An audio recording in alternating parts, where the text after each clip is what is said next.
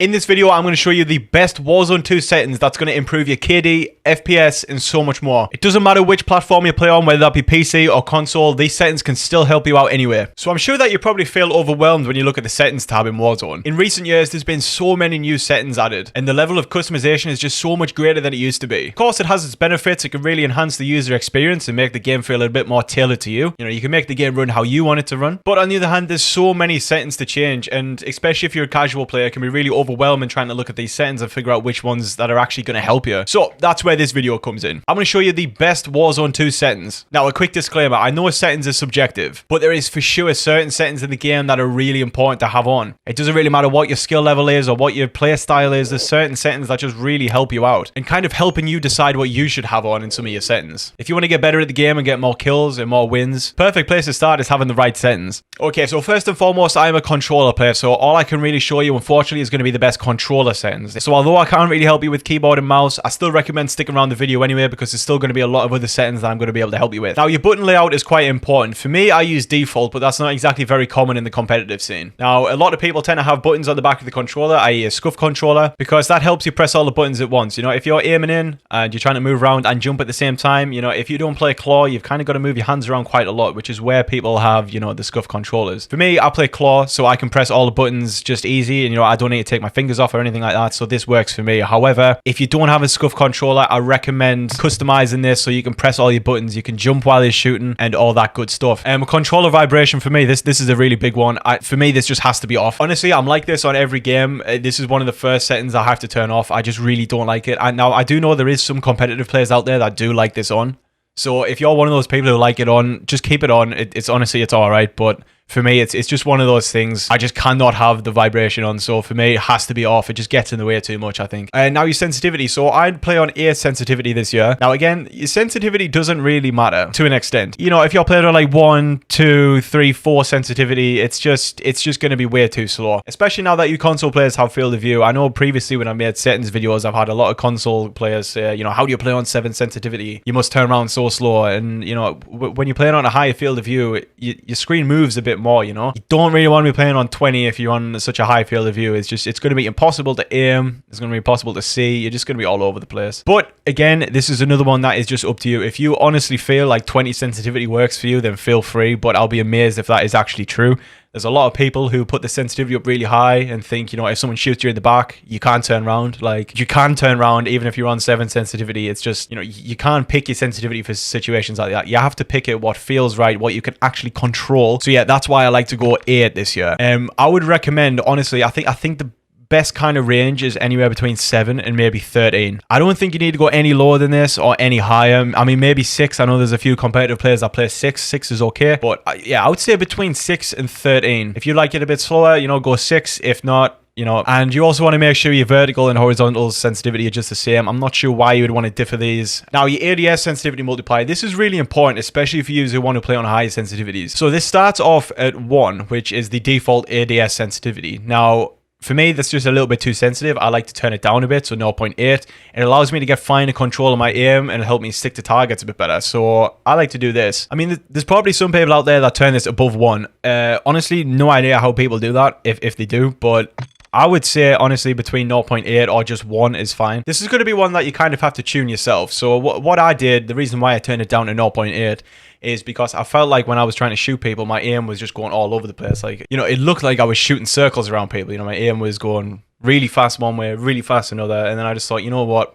Maybe it's just too sensitive. I'm going to turn it down. Ever since I went around to around the 0.8 mark, it's just been spot on. I can control it so much better, and I can actually hit my targets. Sensitivity multiplier, this is not really very important. All those 4 options there, you're never really going to notice much anyway. Feel free to turn them down if you like, but, again, another one that's not really very important. So now we move into the gameplay section. We've got the aim down sight behavior. Make sure that's on hold. It should be anywhere. Again, this setting here, it's another one I've never changed, but however, automatic sprint. Now, automatic tactical sprint. So this is a setting that, I feel automatic tactical sprint needs to be on.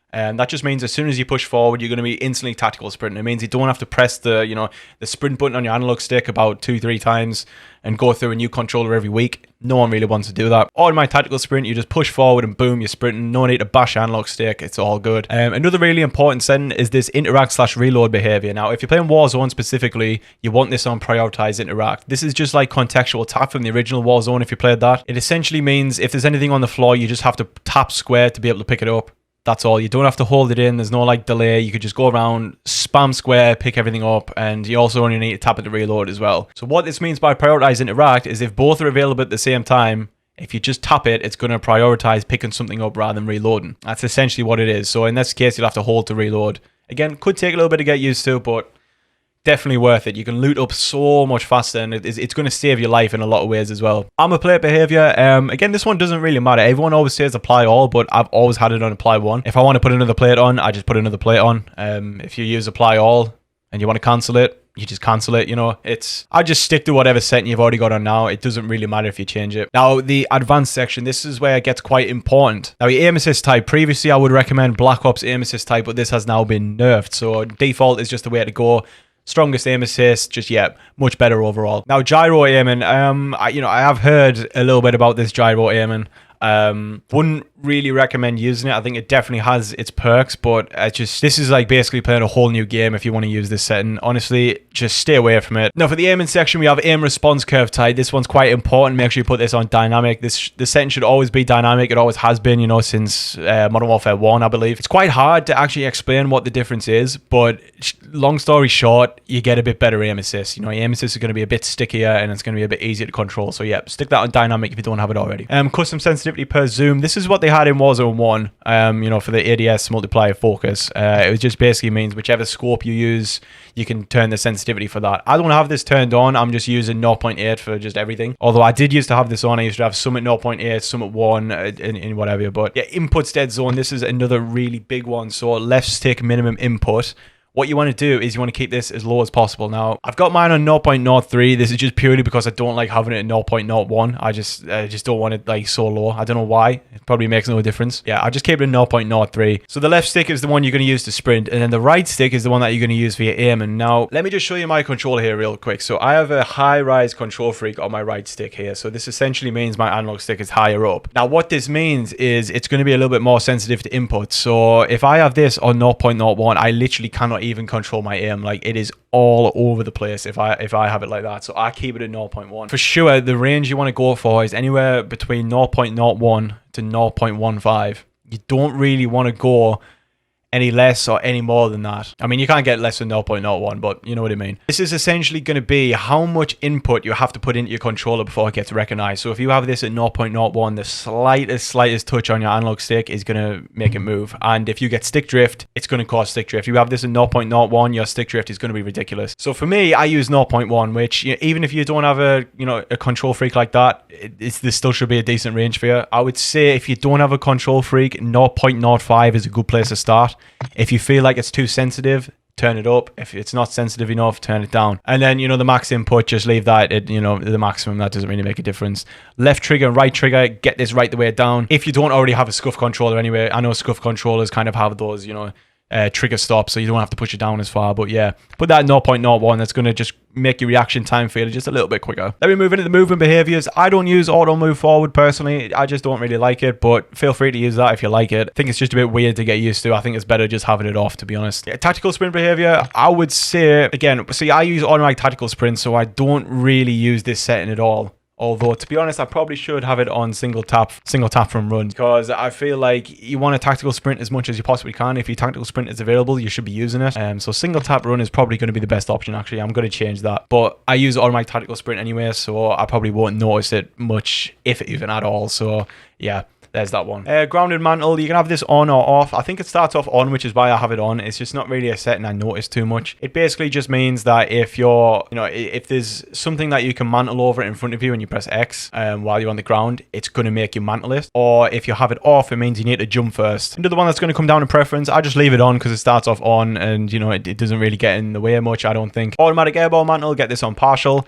Ground mantle, again, I've got this off. So you don't really want to automatically mantle. Sometimes you don't want to go over the wall. Invert slide and dive behavior. I mean, I just keep this on standard. You know, I don't really think there's any need to change this. Plunging underwater movement. I really like this movement setting. I have tried both, and I think this one just feels nice and smooth. Parachute auto deploy. You want this off. This allows you to be able to pull your parachute like a little bit closer to the ground. So sometimes, you know, if you have this on and you're flying above a place, it's going to automatically pull it for you, but it's going to pull it a little bit too high. If you have this off, you can go a little bit closer to the ground and land just that bit quicker. That could be the difference between you picking up a gun or someone else picking up a gun. You're probably going to break your legs a couple times, but it's all part of the learning process. Sprint and door bash, yeah, you want that on. Ledge, hang, mantle behavior, I've just got that on mantle only. And then moving into combat behaviors, we have ADS stick swap. I don't see any reason why you would need this on. I keep that off. Backpack alternate control, I prefer this off. I think off is so much better. Depleted ammo weapon switch, I have this on. Normally I've had it off, but not really a very important setting. It just means when you run out of ammo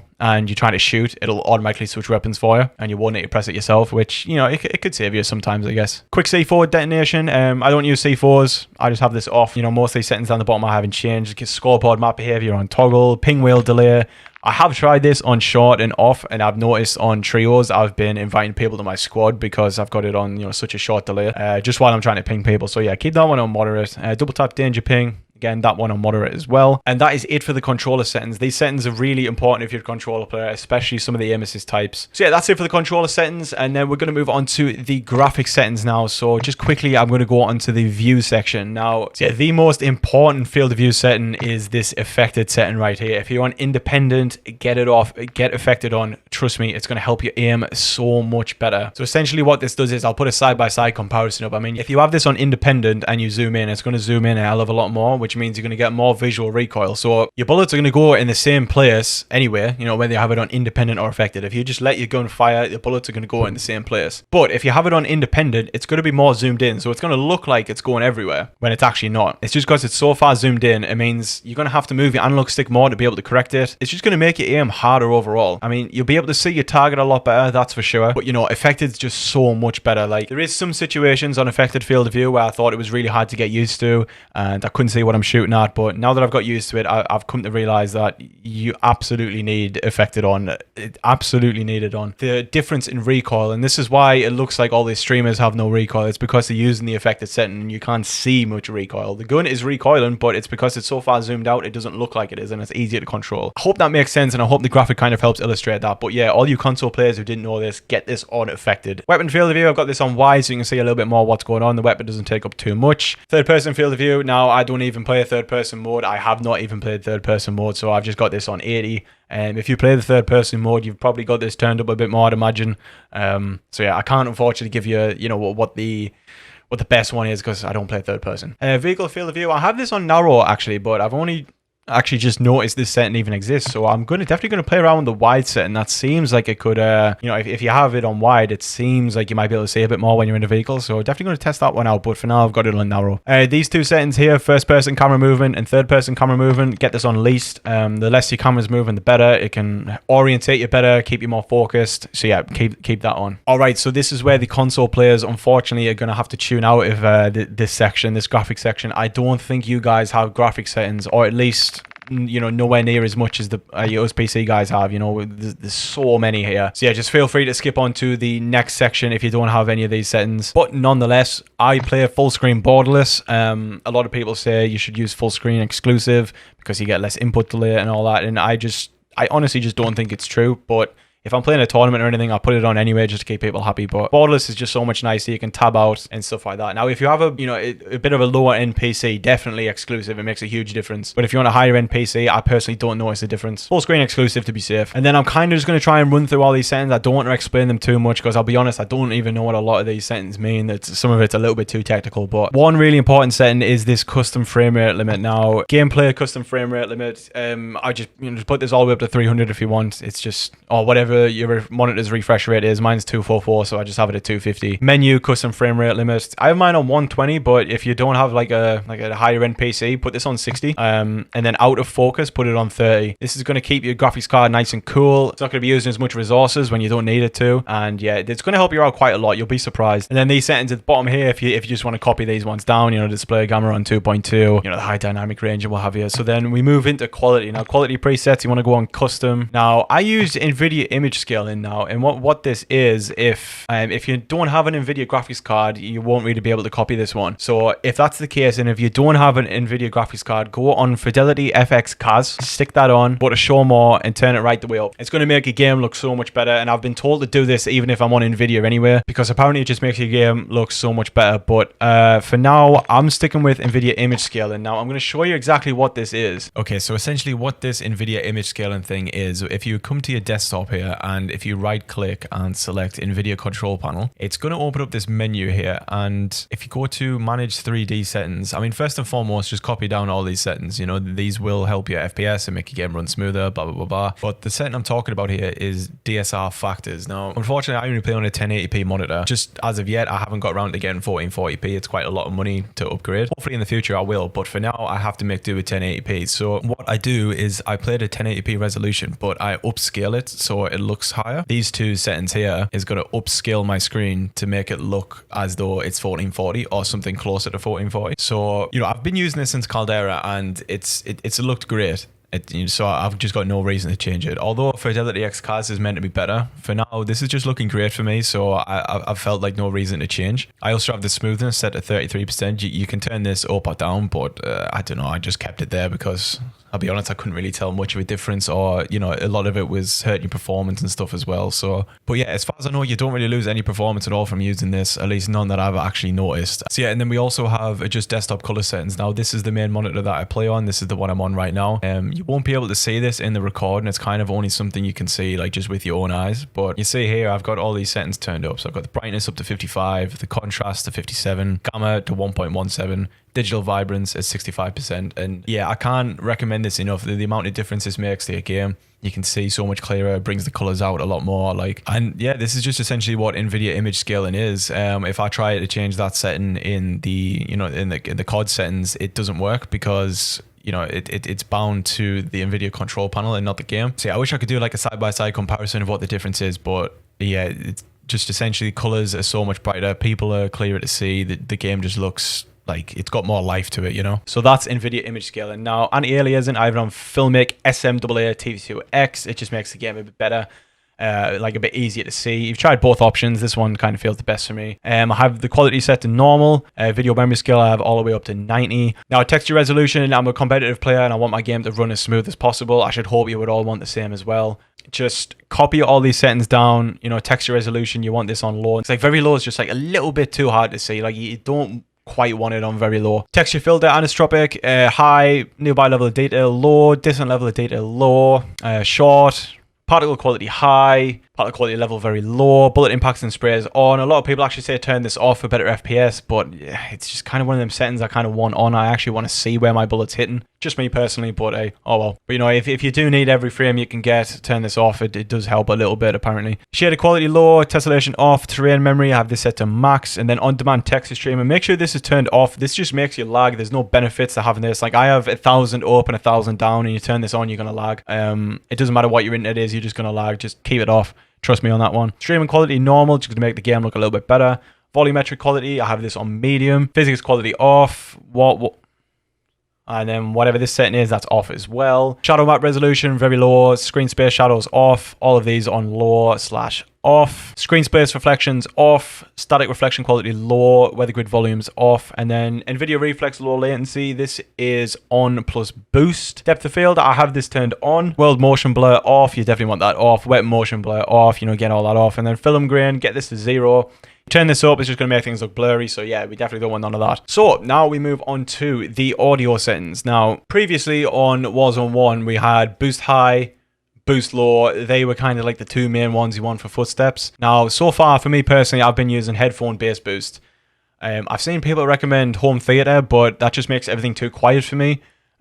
Footsteps are a low frequency sound, so they're, you know, a bit more bassy. Headphone bass boost for me, I can hear footsteps clear when the game actually gives you footsteps. But yeah, you know, when the game gives you the footsteps, I can hear them clearly. So headphone bass boost. Master volume, I have this on 100. Now I do have a Go XLR, so all my audio is routed through there, but I actually have my volume for my game set to like 50% on there or something. So you want it loud, not too loud to the point where it's uncomfortable. Yeah, so don't be fooled by that being 100. It might be 100 here, but it's turned right down down in other places. So music volume 0, you don't want music on in any situation. Dialogue volume, I have this on 34 just because you don't need it like right up high because it's not priority. Don't want it off because you still do want to hear, like, if someone calls in a UAV, this is where the dialogue volume is going to come in. It's going to say, enemy UAV overhead. If you have this turned right down, you're not going to know if you've been UAV'd. You're probably going to think everyone's cheating and looking at you through walls. So yeah, make sure that's turned up at least a bit. Effects volume, I've got this on 100. Be honest, I don't honestly know what is controlled by effects volume. Hit marker volume 100. I mean, you definitely got to want that on. You want to know when you're shooting people. Mono audio, definitely don't want that on. Subtitles, just ignore all this. You can have them on if you want. And then moving on to the voice chat settings. So you obviously do want your voice chat on if you want to talk to people. That is, if you don't want it on, feel free to turn it off. Last words, voice chat, you need this on. It's just sometimes you get some hilarious moments. Proximity chat, yet again,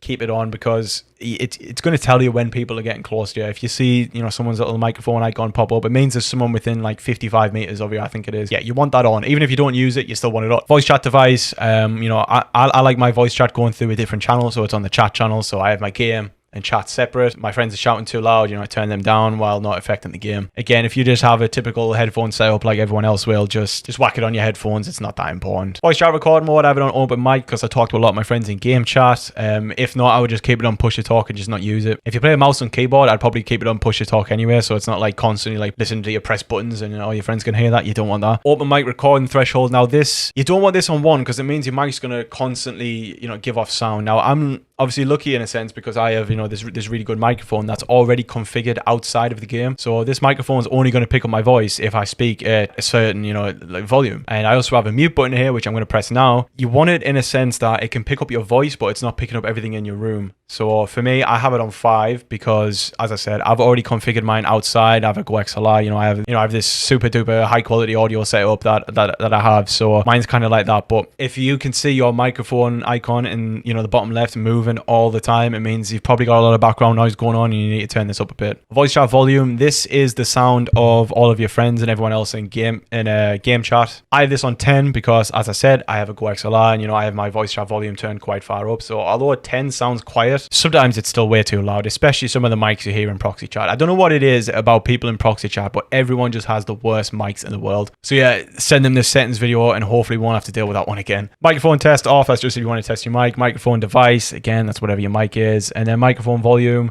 I only have this on 60 because, I feel like if you turn it to 100, it kind of like over boosts your microphone a little bit. And like sometimes you might sound like too loud that people can't understand you.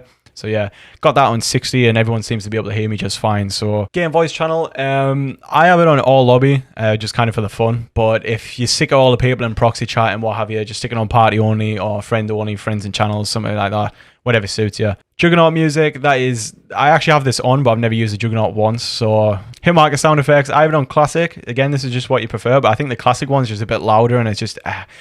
I don't know, there's something about that classic hit marker sound that you just can't beat. Mute gamer minimize, I have this off. It doesn't really, make much of a difference. I also have this setting off as well. Again, another one that's not too important. The interface settings, I just leave all of these defaults. These are not important to me. I don't change any of these. However, if you go into the color customization section, you're going to see this here. So this is actually a really unique feature they've added. I'm really glad they've added this. What I have is the neutral one. I have this set to pink. So when you ping something in a game, you usually get this like little white arrow, which is just so hard to see sometimes. I've turned it to pink and I can see it so much clearer now. So yeah, coming out of the color section, we go back to a few more subtitle settings. Again, just have all these on default, not really very important. Now the HUD settings, I think this does now actually start off on square. I think they've changed it this year so it starts on square. If it doesn't and you have this on round, make sure you turn it to square because you can see so much more of your minimap. There's just no advantage of having it on round really. You want to be able to see as much as you can because that's all of your awareness in the game and what's going on around you. So yeah, definitely on square. Rotation, you want this on. Horizontal compass, you want this on because especially in Warzone, if people are shooting with a silencer, they're still going to show up on that compass, believe it or not. Although they won't show up on your map, they'll still show up on your compass. So you want to make sure you have that on. Crosshairs, yeah, you want them on. I don't know why you would, I don't know why they give you an option to turn them off. Crosshair bobbing, I would keep this on because if you keep it off and it keeps it still, it's going to give you false hope that your aim is is actually where it is. You want it to bob because that is accurately where your bullets are going to go, you know? If your gun's bobbing, your bullets are also going to bob as well. Turn this off, you know, it's going to mislead you on your bullets. So yeah. Hit marker visuals, definitely want that on. You want to know when you're shooting someone. Damage based hit markers, you also want this on as well. So you know what a kill hit marker looks like. You want to, if you tag someone or if you crack the shield or anything like that, you can tell the difference between them. Player names, I have this on full name. Telemetry settings, I think this is PC only, I do believe. They don't give this to console, but FPS counter, you want that on. Server latency, you want that on. Packet loss on, and then graphics card temperature. The rest, to me, just not important, but feel free to turn on whichever ones you think are important to you. Label size, didn't even know this was a setting until right now. I've just had a quick little play around with it there. Just keep it on default, no reason to make that any bigger. Connection meter, I think you actually might get this setting on console.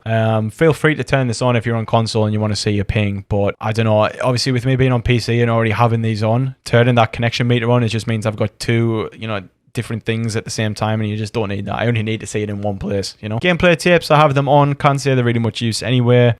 Tool tips on. In-game alert icons on. Hardware in-game alert icons on. That's just if something's going wrong and the game's going to tell me, which is great. Yeah, parallax effects, I have it on. Center dot, have this off. I've seen a few TikToks of people telling you to turn this on. It'll essentially just put a dot in the middle of your screen, so like your aims, like just so like it always tells you, you know, where the center of your screen is, and people say, yeah, it's going to make your hip fire really OP. You're always going to know where your aim's going to go, but just it's like sticking a piece of blue tack to the middle of your screen back in, like, you know, the Modern Warfare 2 days, the OG Modern Warfare 2. Like, just turn this off. Don't listen to them TikToks that are telling you to have this on. It's just silly. And these two final settings, just not really very important. Okay, so there we have the settings. I hope this video really helped you out. And of course, I just want to reiterate once again, there is no one right settings. Nobody is going to have the same settings as the next person, but these settings should hopefully give you an idea of where to start. If you want to copy mine, see how it feels, feel free. But of course, you know, it might not work for you straight away, but it can at least be something for you to start off, you know. I hope it's cleared up what a lot of the settings do, and I hope you now feel like you understand them a little bit more. I am going to have a video coming out soon about how to get better at Warzone 2. I've been putting in quite a lot of practice myself, and I feel like, you know, I'm really ready to give the people some advice, and, you know, I help people get the first wins and stuff like that. So again, really hope this video helped you out. Please make sure to subscribe so you don't miss any of the next ones. I'm really trying to grow the channel a lot this year, and things like subscribes, likes, comments, etc. are going to really help me a lot. Be sure to follow me on all my other social media. I'll leave all the links down in the description. And yeah, that's it for me. And I shall catch you in the next one. See ya.